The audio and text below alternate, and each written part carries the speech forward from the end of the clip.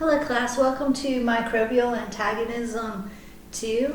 So here we're going to talk about some of the invading microbes and what they do to us. So first of all, they have what are called antiphagocytic.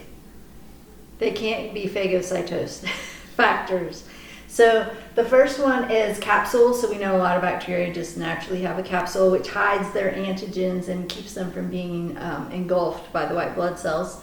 And then we have slime. Slime is usually, although bacteria do have it in their cell wall, it usually has to do with eukaryotes like protozoa, for example.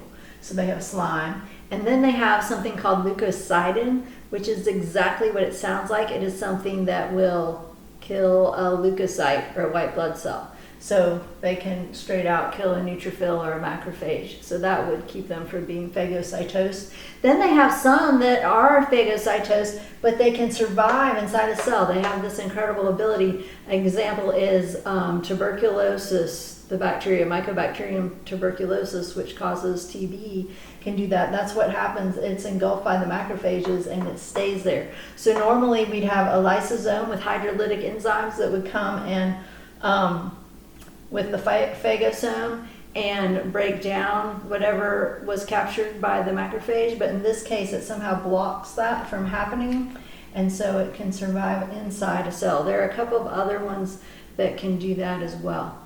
But with infection, there are often indications of inflammation. So inflammation is things like local edema, which means swelling, swollen lymph nodes, fever, soreness, and sometimes even abscesses, or some people call them lesions. Abscesses, sores, you can see that there's something going on.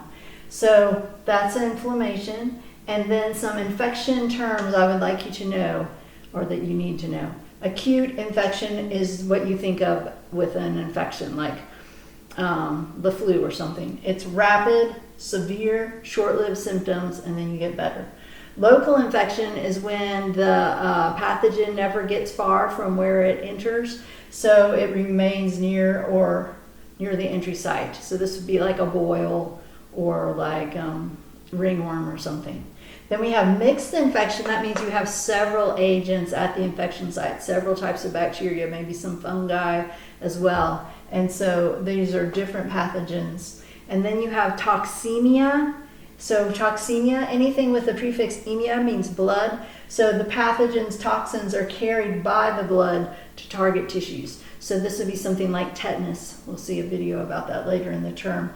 And then secondary infection, that begins during or following treatment for another infection. So we already talked about that. We're treating our patient, for example, a UTI, a urinary tract infection, and then they get C. diff. That would be a secondary infection.